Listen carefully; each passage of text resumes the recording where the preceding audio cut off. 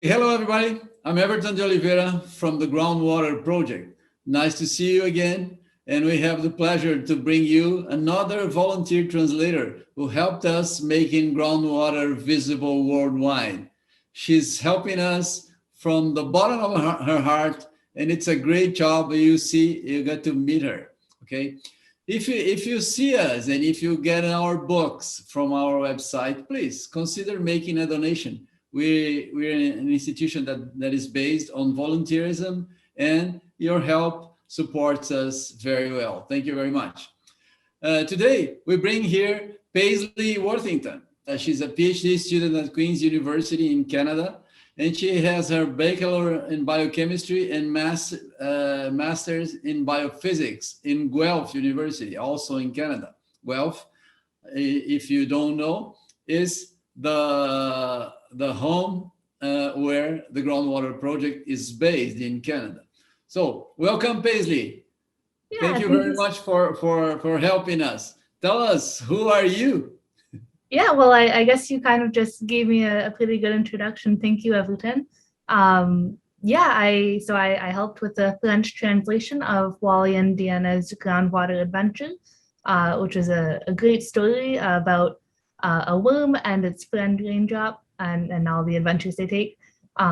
It was a pleasure to translate, and I'm very excited for all the kids and students who got to read the book and learn. Very good. How did you get into the groundwater world to start with? Well, funny enough, actually, my sister Quinn Worthington works at the Waterloo Museum, the Earth Sciences Museum, and she knew about the project, and she knew that I spoke French, so she asked if I'd be interested to help out, and things went from there. That's very nice. That's very nice. So I didn't know your sister worked at the museum. It's very good. Yeah. She's been curating for a couple of years now. Well, helping curate and set up the exhibits in the rooms and help lead groups through the tour. So it seems like a very fun and interactive learning experience. Oh, so I'd like to ask you. Your English is perfect, of course. How did you get to know French then? I took French immersion, so English is my native language, and I took French through school, and I liked it so much that I switched into the immersion program, and so I did half my schooling in French. Oh, that's very nice. That's very nice. Not many Canadians do that. It's better to make that clear because most people around the world think that all Canadians are fluent in both languages, which is not true, right? No, it's not. And actually, I recently met some friends from out of province, from Alberta, and they're not even required to take any French classes. So they don't even know some of the basic words, but whereas everybody in Ontario has to take at least a little bit. And some enjoy it a little bit more than others. Yeah, I know that. I studied French was my second language. I studied French because Portuguese is my first language. I studied French for 7 years here in Brazil. Before I was studying English as well, but my French was much better. But then I moved to Ontario, and I had to improve my English. Yeah, that's the way to do it when you have no other option, I suppose. Exactly. Then you do it, right? Yeah. Well, hopefully you read the translation and you think it's okay. I think that's. Yeah, please. So I was just going to say it's an interesting thing about translation. Everybody does it slightly differently, right? So how I might word something would be different than how you word it, and it's an interesting. It can kind of change the flavor of the story a little bit. So exactly. In Italian, they have an expression. They say "traduttori traditori," which means translator. How do you know a trader? Traditore is a trader, and traduttore is a translator. Yeah.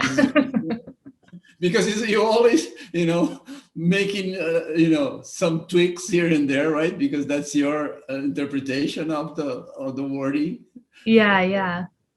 Yeah, but it is very nice. I like the translations.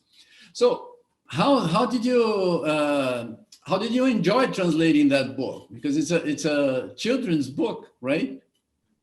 Yeah, I really enjoyed it. Well, I loved looking at the pictures. They're all so beautiful. I think they're watercolor.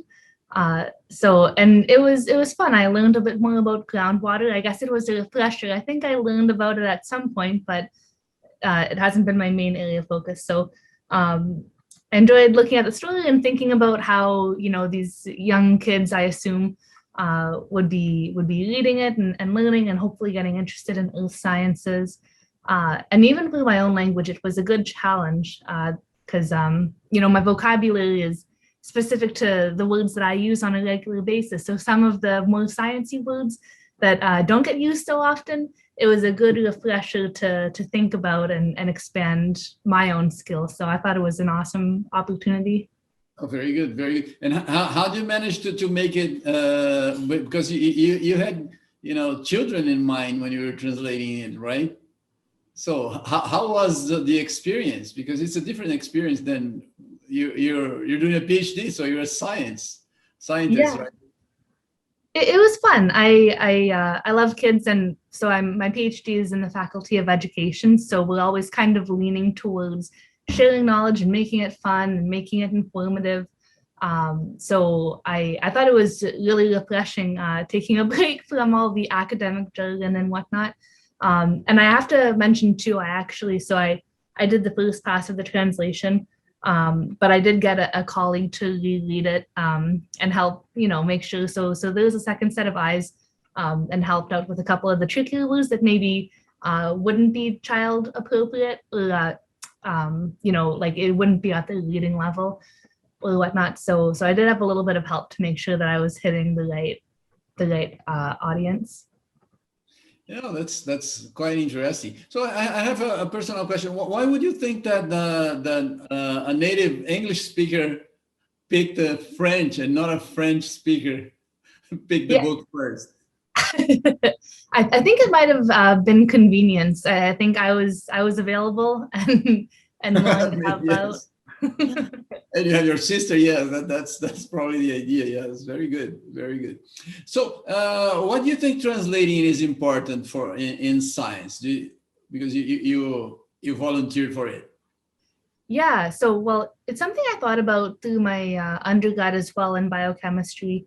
Um, English has kind of it's just emerged as the language I think most science papers are written in. So being able to translate, I think, because that language can become a barrier for scientists and who speak other languages, they might not have access to if the papers are not all translated.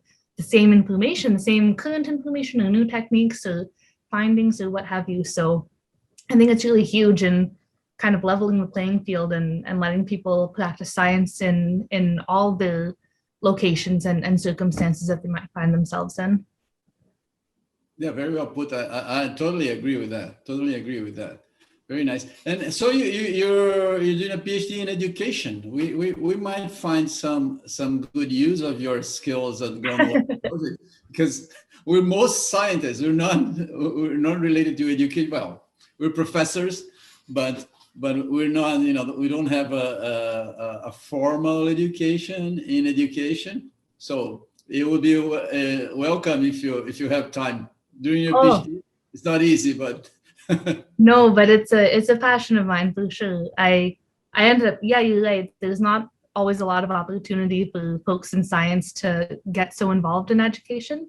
But I was really fortunate in my undergrad. I had a co-op placement, and it was working on a STEM curriculum project. So they needed people with a science background to understand the assignments and the projects and the grading schemes and whatnot. And from there, I just kind of reignited this passion I had for education and the pedagogies and the techniques we use. And it just all kind of spiraled from there. Oh, that's very good. But really, we need people with your skills. It's very rare among ourselves because we're we're producing books, high level books. But when you go a little bit, a lower level for a more general public, it's not that easy for people because we used to talk to scientists. So Mhm. we use jargon a lot, which makes a bit harder for the general public to understand what we want.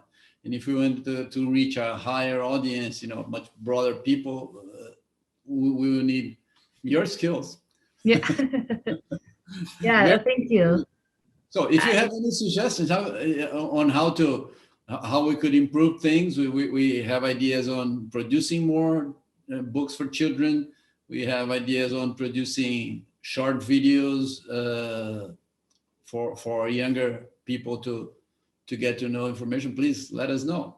Yeah, well, I think there's lots of ways you can do it. I'm thinking of just the general field of knowledge mobilization, which is the whole science and art of taking information from the knowledge producers, the researchers, and finding the appropriate ways, the channels and the formats and whatnot to get that information to different audiences and to get that knowledge in use.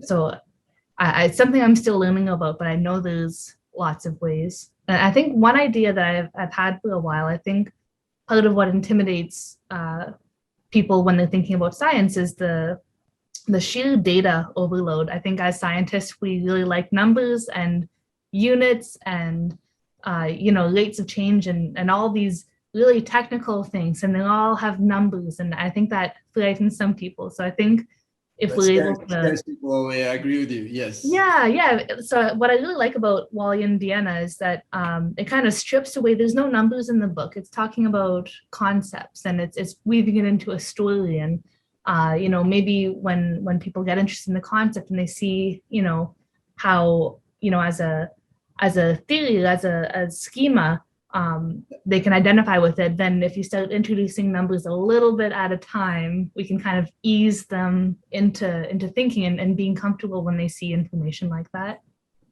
I agree. Science is all about concepts. I agree with you. And then numbers are used to support it and not the other way around, right? Mm-hmm. Yeah, that's true. That's true. Well, we're trying to do that. We have some books that we're writing, even for higher level, university level, that we don't have maths at all, because as you mentioned, some people are scared of maths, right? And that sort of push them aside from science, and they try to go somewhere else, and they don't even learn the basics, which it's very I would say reachable to someone who just left school, I think, right? Yeah. It's good. But then what we do is we have the feeling, but you will have the skills. That's different.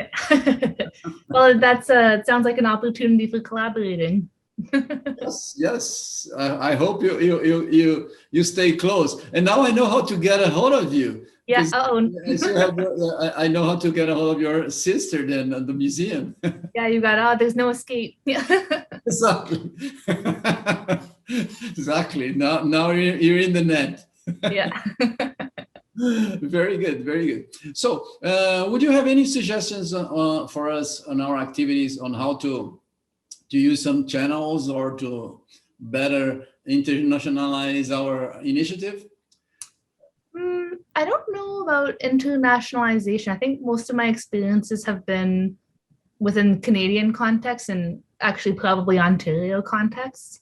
But I think in terms of reaching individuals there, I guess with my education hat on, being able to put that book and feature it in a lesson plan for various grades. If you came up with like a gym activity or arts and crafts activities or science lessons, and kind of blended and brought in kid-friendly things to do and link it into a lesson plan that a teacher can pick up and use. They've got a lot of responsibilities, to lesson plan every single day for a whole, 10 months. I think it's a lot of work. And I think if we had some quality lesson plans, they could just pick up and everything's here and it's great. I'm going to use it. It fits with the curriculum. That would be one way I think of reaching, classes at a time. Yeah, I agree. I think that's a good idea. We actually, by coincidence, we were discussing exactly that yesterday in our board meeting at the Groundwater Project. That's a good idea. Perfect. And now I'm having second thoughts. I'm gonna, tap on your knowledge if you allow me. Yeah, yes, I'm happy to help. Very good. Very I'm good. curious, the Groundwater Project, what made you interested in focusing like in this series of children's books? Well, things happen in life, like you said. You mentioned there was a coincidence that you were you were reached by your sister, or I don't know. We had a project in Waterloo, and it's still going on. They call it the Children's Festival, the Groundwater Children's Festival, and that started long ago when I was a PhD student at Waterloo, and at that time they prepared this book. That was the single child for so long. This book, no one else worked on this in this field. And since we started the Groundwater Project for distributing books, so the idea came to mind again. Why don't we reuse that book? So we got in touch with Peter. You might know Peter, right? He's one of Yeah. the authors.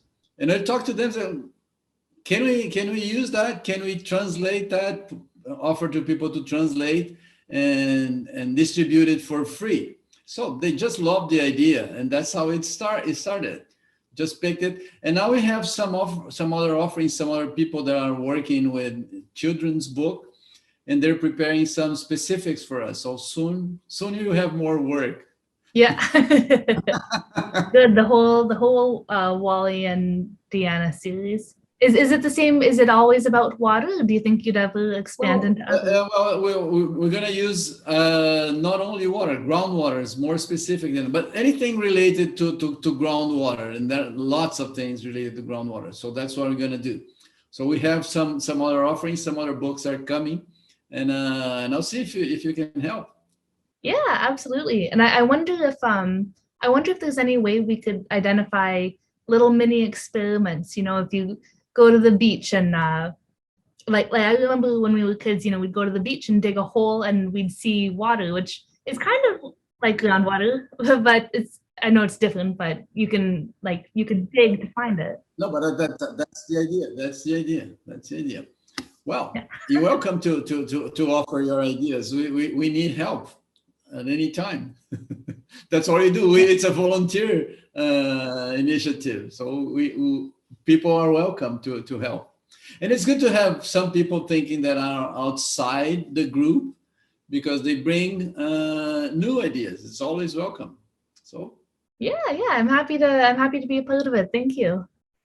all right. So I'm glad to have you here. Thank you very much for your help. Please, would you make your final remarks, something to inspire people to follow your initiative, please? Yeah, I think so. If you're watching this, hopefully you check out the website and take a look at the book in whichever language suits you best. And I hope you continue to stay connected to this Groundwater Project. It's very important and a great opportunity for learning and getting kids interested in science and science literate. And yeah, and it's wonderful to be involved in the project. So thank you all.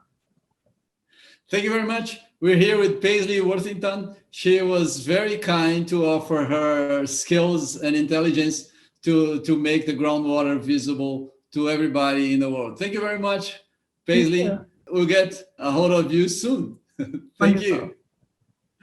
Bye. Thanks. See you.